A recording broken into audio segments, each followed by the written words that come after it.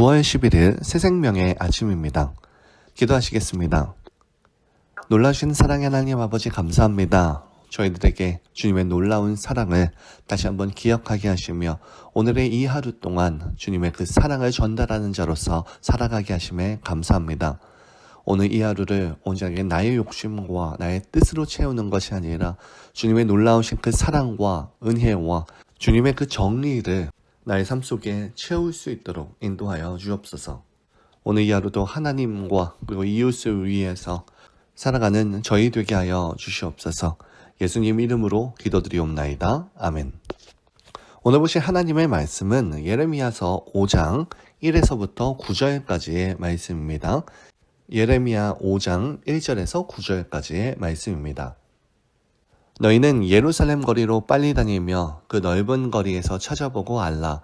너희가 만일 정의를 행하며 진리를 구하는 자를 한 사람이라도 찾으면 내가 이 성읍을 용서하리라.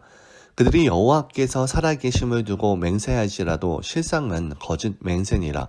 여호와여 주의 눈이 진리를 찾지 아니하시나이까. 주께서 그들을 치셨을지라도 그들이 아픈 줄을 알지 못하며 그들을 멸하셨을지라도 그들이 징계를 받지 아니하고 그들의 얼굴을 바위보다 굳게 하여 돌아오기를 싫어하므로 내가 말하기를 이 무리는 비천하고 어리석은 것뿐이라. 여호와의 길 자기 하나님의 법을 알지 못하니 내가 지도자들에게 가서 그들에게 말하리라. 그들은 여호와의 길 자기 하나님의 법을 안다 하였더니 그들도 일제히 멍에를 꺾고 결박을 끊은지라. 그러므로 수풀에서 나오는 사자가 그들을 죽이며 사막의 이리가 그들을 멸하며 표범이 성읍들을 엿본즉 그들로 나오는 자마다 찢기리니 이는 그들의 허물이 많고 반역이 심함이니이다. 내가 어찌 너를 용서하겠느냐. 내 자녀가 나를 버리고 신이 아닌 것들로 맹세하였으며 내가 그들을 배불리 먹인즉 그들이 간음하며 창기의 집에 허다히 모이며 그들은 두루 다니는 살찐 수말같이 각기 이웃의 아내를 따르며 소리 지르는도다. 여호와의 말씀이니라. 내가 어찌 이들에 대하여 벌하지 아니하겠으며 내 마음이 이런 나라에 보복하지 않겠느냐. 아멘. 오늘 본문이 되는 이 5장에서 예레미야 선지자는 이미 타락할 대로 타락한 유다 백성들에게 그들에게 임할 그 심판의 그런 당위성과 그런 심판의 성격 그리고 심판이 주어진 원인에 대해서 이야기하고 있습니다. 5장 1절에 보면 너희는 예루살렘 거리로 빨리 다니며 그 넓은 거리에서 찾아보고 알라. 너희가 만일 정의를 행하며 진리를 구하는 자를 한 사람이라도 찾으면 내가 이 성읍을 용서하리라 말씀하고 있습니다. 정말로 예루살렘에는 한 명의 정직한 사람도 없었을까요? 예레미야 외에도 스바냐와 하박국 선지자가 동시대에 예루살렘에서 활동하고 있었습니다. 에스겔 선지자도 성전에서 봉사하고 있었고 예레미야의 그 서기인 바룩도 예루살렘에서 살고 있었습니다. 이들 모두 진리를 구하는 그런 하나님의 신실한 일꾼이었는데요. 아마 이들만이 있었던 것이 아니라 이 외에도 더 있었을 겁니다.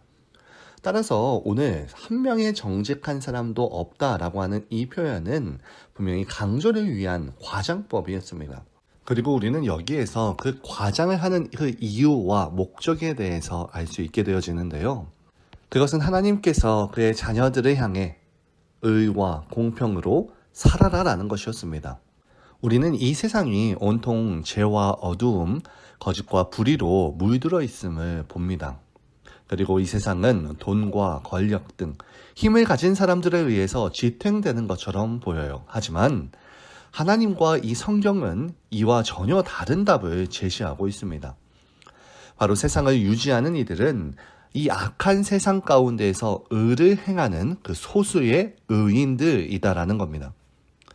이는 의인 10명이 소돔과 고모라에 있었다면 그 성들이 멸망을 당하지 않을 것이란 창세기의 말씀과 의인이 예루살렘에 한 명이라도 있다면 성이 사함을 받을 것이라는 그런 본문의 말씀을 통해서 하나님의 기준과 그리고 성도된 자들의 나아갈 방향에 대해서 격려하고 그 다음에 촉구하고 있습니다. 우리 주님께서는 우리 성도들을 향해서 세상의 소금과 빛으로 빗대어 말씀하시며 소금이 그 맛을 잃으면 무엇으로도 세상을 짜게 할 수 없고 빛이 가리워지면 무엇으로도 세상을 밝게 할 수 없다는 그 말씀을 통해서 세상 가운데 심겨지고 파송되어서 이 세상 가운데 소망을 주는 자로 우리가 서기를 원하시며 그것을 바라고 기대하고 계시다는 겁니다. 지금 이 시대를 지키는 한 사람의 의인으로서 당당히 서기를 바라고 계신데요. 그러므로 우리는 이 말씀을 통해서 오늘날의 이 성도들이 얼마나 중대한 자리에 서 있는지를 깨달아야 합니다. 이 세상은 점점점 악해져 가고 있고 사람들은 소망을 잃고 절망 중에 거하며 삶의 의미를 제대로 깨닫지 못한 채 무의미한 삶, 무가치한 삶을 살다가 끝나버리고 마는 이 세대를 향하여서 우리는 과연 무엇을 하고 있는지 생각해 보아야 합니다. 오늘 2절을 보면 그들이 여호와께서 살아계심을 두고 맹세할지라도 실상은 거짓 맹세니라 라고 하였습니다. 이 말씀은 대인관계에 있어서 자신의 주장이나 자신의 그런 진실함을 관철시키기 위해서 하나님에 대한 맹세를 하는 것처럼 대인관계 중에서 드러나는 것처럼 보이지만 사실은 하나님과의 관계에 있어서 불성실함을 지적하는 말씀입니다. 오늘 맹세로 번역된 이 원어는 맹세로도 번역할 수 있지만 일반적으로는 말하다 또는 고백하다 라고 번역되는 단어입니다. 이를 감안해서 오늘 본문 2절을 다시 보면은 그들이 여호와께서 살아계시다고 고백할지라도 실상은 거짓 고백이다 라고 번역될 수 있습니다. 한마디로 말해서 유다 사람들의 여호와에 대한 신앙은 거짓 신앙이라고 하는 겁니다. 유다 사람들이 입술로는 여호와를 살아계신 참된 하나님으로 고백하고 섬긴다고 하지만 실상 그들의 삶에서는 전혀 그렇지 않다는 겁니다.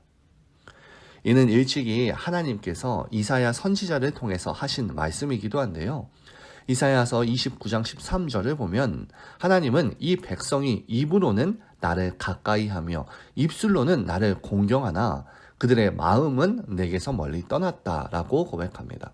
이것은 이제 말세기에서도 드러나듯이 하나님께서는 자신의 성전문을 누가 닫아줄 것을 요구하시며 실제의 삶에서 전혀 드러나지 않는 그들의 신앙을 지적하고 계신데요. 삶이 변하지 않는 그 신앙은 하나님과 예수님으로부터 이 저주의 말씀을 들을 수밖에 없는 거짓 신앙에 지치지 않는다. 이것을 기억하며 우리들의 신앙을 돌아보아야만 합니다. 여러분들의 신앙은 참된 신앙입니까? 참된 신앙의 증거가 있습니까? 예수님을 믿고 삶의 변화로 나아가셨습니까? 만일 그렇지 않다면 하나님의 심판이 우리의 눈앞에 있다는 것을 생각하며 다시 한번 돌이키는, 그리고 다시 한번 예수 그리스도의 장성한 분량으로까지 변화를 기대하고 추구하는 저희 모두 될 수 있기를 진심으로 소망합니다. 이 시간 공동의 기도 제목으로 기도하시겠습니다. 주님, 오늘 이 하루가 세상의 모습이 아니라 하나님의 기준으로 살아가며 예수님의 그 장성한 분량으로 변화를 사모하는 그런 치열하게 싸워나가는 오늘 이 하루가 되게 해달라고 기도합시다. 둘째로 인도네시아 선교를 위해서 기도하기를 소망합니다. 9월 25일에서 10월 3일까지 인도네시아 선교를 떠날 텐데 그 비전 트립을 떠나는 모든 팀원들이 주님의 심정으로 영혼을 사랑하는 마음과 그 땅을 향한 주님의 마음을 품고 하나님의 마음을 경험하며 믿음의 성장을 이루고 돌아올 수 있게 해달라고 기도합시다. 그리고 셋째로 중고등부 다음 세대를 책임질 하나님이 예비하신 좋은 목회자를 보내주셔서 다음 세대가 말씀, 예배, 훈련, 공동체로 든든하게 세워가게 해달라고 기도합시다.